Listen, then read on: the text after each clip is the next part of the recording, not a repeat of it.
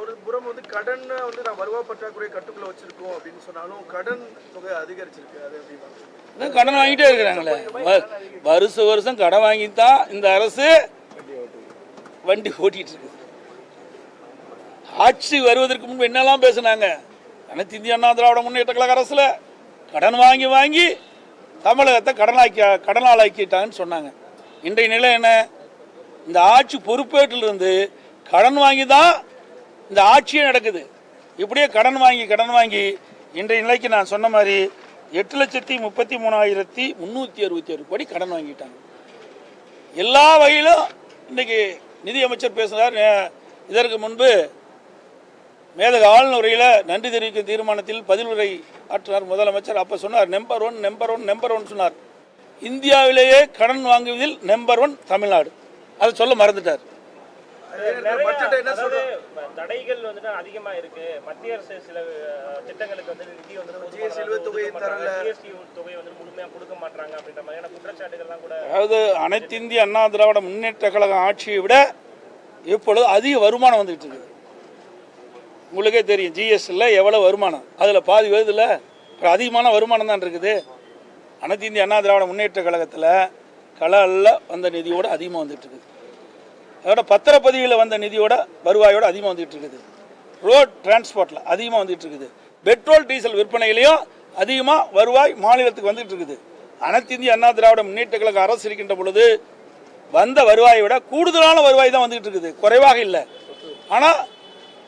ஆனால் எந்த திட்டமும் பெரிய திட்டம் அறிவிக்கல.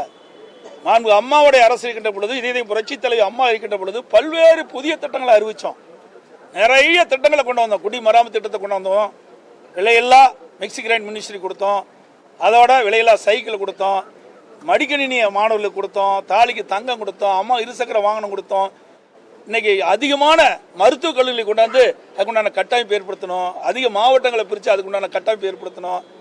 நிறைய ஆரம்ப சுகாதாரங்களை துவக்கணும். அதுக்குண்டான கட்டடத்தை கொடுத்தோம். மேம்பட்ட ஆரம்ப சுகாதாரத்தை கொடுத்தோம். அதுக்கு கட்டடத்தை கொடுத்தோம். தாலுக்கா அளவுக்கு புதுசாக கட்டினாங்க. பள்ளிகள் புதுசாக கட்டினாங்க. கல்லூரிகள் புதுசாக கட்டினாங்க. இப்படி நிறைய திட்டங்களை கொண்டு வந்தோம். நிறைய சாலைகளை அமைத்து கொடுத்தோம். நிறைய பாலங்களை அமைத்து கொடுத்தோம். இப்போ என்ன புதிய திட்டத்தை கொண்டு வந்திருக்கிறாங்க?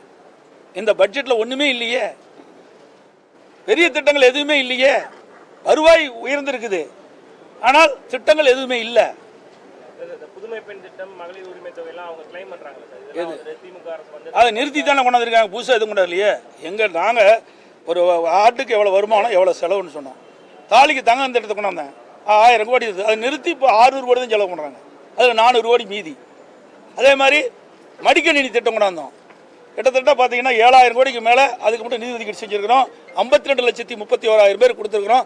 அந்த நிதியை நிறுத்தி மாணவர்களுக்கு கொடுக்குறாங்க. இப்படி நாங்கள் கொண்டு வந்த மக்கள் நலன் சார்ந்த திட்டத்தை நிறுத்தி, அதுக்கு செலவழித்த தொகையை நிறுத்தி, அந்த தொகையை இதுக்கு மாற்றி பேரை மாற்றி கொடுத்துட்டு இருக்கிறாங்க. இதுதான் நடக்குது. ஆனால் நாங்கள் இவ்வளவு கொடுத்தோம், அதிகம் கடன் வாங்கலையே. இப்போ எங்கள் திட்டத்தை நிறுத்தி தானே அந்த திட்டத்தின் மூலமாக செலவழித்த தொகை தானே இவர்கள் அறிவித்த திட்டத்துக்கு செலவழிக்கிறாங்க. சார், இப்போ இந்த ஆண்டு வந்து 3000 புதிய பேருந்துகள் வாங்கப்படும். அதே நேரத்தில் வந்து 500 எலக்ட்ரிக் பஸ்ஸும் இந்த ஆண்டு வாங்கப்படும், பயன்பாட்டுக்கு வரும்னு பட்ஜெட்டில் சொல்லியிருக்கிறாங்க. இது இப்படி எழுதி வச்சுக்கங்க.